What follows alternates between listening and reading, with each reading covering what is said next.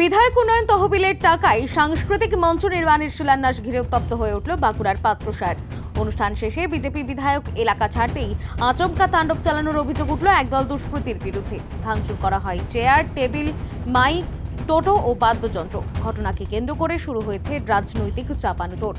ঘটনাটি বাঁকুড়া জেলার পাত্রসার ব্লকের হামিরপুর গ্রাম পঞ্চায়েতের নিমাইনগর গ্রামে। স্থানীয় সূত্রে জানা গেছে, সোনামুখী বিধানসভার অন্তর্গত ওই এলাকায় একটি ফুটবল মাঠ সংলগ্ন জায়গায় সাংস্কৃতিক মঞ্চ নির্মাণের জন্য বিধায়ক উন্নয়ন তহবিল থেকে টাকা বরাদ্দ হয়।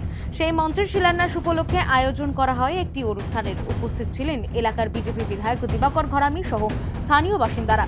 অভিযোগ, শিলান্যাসের অনুষ্ঠান সেরে বিধায়ক বেরিয়ে যাওয়ার পরে একদল দুষ্কৃতী হঠাৎ অনুষ্ঠানস্থলে হামলা চালায়।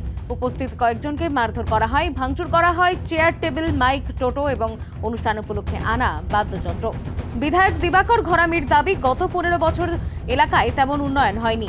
এখন বিধায়ক উন্নয়ন তহবিলের টাকায় কাজ শুরু হওয়ায় তা সহ্য করতে না পেরে তৃণমূল নেতৃত্বই পরিকল্পিতভাবে এই হামলা চালিয়েছে। পাত্রসার ব্লকের হামিরপুর অঞ্চলের নিমাইনগর গ্রামের মানুষ আমার কাছে আবেদন করেছিলেন। তাদের একটি খেলার মাঠ আছে, সেখানে বিভিন্ন অনুষ্ঠান হয়, সেই অনুষ্ঠানে যাতে ভালোভাবে করতে পারেন তার জন্য একটি সাংস্কৃতিক মঞ্চের জন্য আবেদন করেছিলেন। আমি আমার বিধায়ক ফান্ড থেকে সেটা দিয়েছি। দেওয়ার পরে অনুমোদন হয়েছে, কাজ শুরু হবে।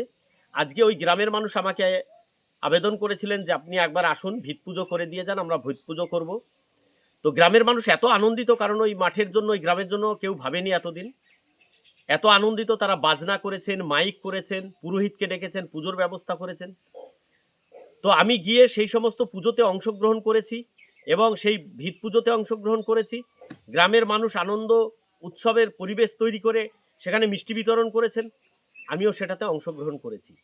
এই অংশগ্রহণ করেই কর্মসূচি করে যখন আমি বেরিয়ে গেছি ওখান থেকে, তাসুলিতে আমাদের একজন কার্যকর্তা মারা গেছে, তার পরিবারের সঙ্গে সাক্ষাৎ করার জন্য। তখন আমি বেরিয়ে যাবার কিছুক্ষণ পরে, যখন আমাদের ওখানে কোনো কার্যকর্তা ছিল না তেমন, শুধু বারুদ ঘোষ ছিল, তখন ওই বারুদ ঘোষের উপরে হামলা করে তৃণমূল কংগ্রেসের দুষ্কৃতীরা।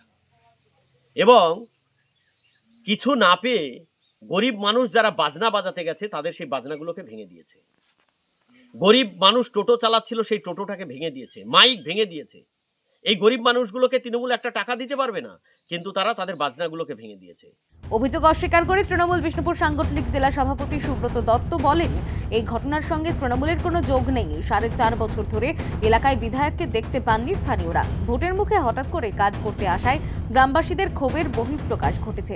পশ্চিমবাংলার 80,000-এর অধিক বুথে মমতা বন্দ্যোপাধ্যায়ের সরকার, মামাটি মানুষের সরকার, আমাদের পাড়া আমাদের সমাধানে প্রতি বুথে 10 লক্ষ টাকা করে পাঠিয়েছেন। বিধায়ক সাহেব ভোট এসছেন, 4.5 বছর দেখতে পাওয়া যায়নি। এখন মঞ্চ তৈরি করতে যাচ্ছেন, এখন কোথাও মনসা স্থান তৈরি করতে যাচ্ছেন, এখন ক্লাব তৈরি করার প্রতিশ্রুতি দিয়েছিলেন। এলাকার যুব সমাজের একটা অংশ বিধায়ক সাহেবের কাছে জবাবদিহি চাইতে গিয়েছিলেন যে আপনাকে তো 4.5 বছরে দেখতে পাইনি, আজ হঠাৎ কেন যুব সমাজকে পথে নামাচ্ছেন। যেখানে মমতা বন্দ্যোপাধ্যায় যুব সাথীর 1500 টাকা যুব সমাজের জন্য প্রতি মাসে বরাদ্দ করেছেন, আজ ক্লাব তাদের প্রয়োজন নেই, তাদের দরকার মমতা বন্দ্যোপাধ্যায়ের সাথ, মানে যুবর সাথী। সেই জন্যই দিবাকর ঘরামকে হয়তো কিছু করেছে বলে শুনলাম। ঘটনাকে কেন্দ্র করে এলাকায় উত্তেজনা ছড়িয়েছে, যদিও প্রশাসনের পক্ষ থেকে এখনো পর্যন্ত কোনো লিখিত অভিযোগ বা গ্রেফতারের খবর মেলেনি। বাঁকুড়া পাত্রসার থেকে সুচিন্ত গোস্বামীর রিপোর্ট, বঙ্গলেখনী।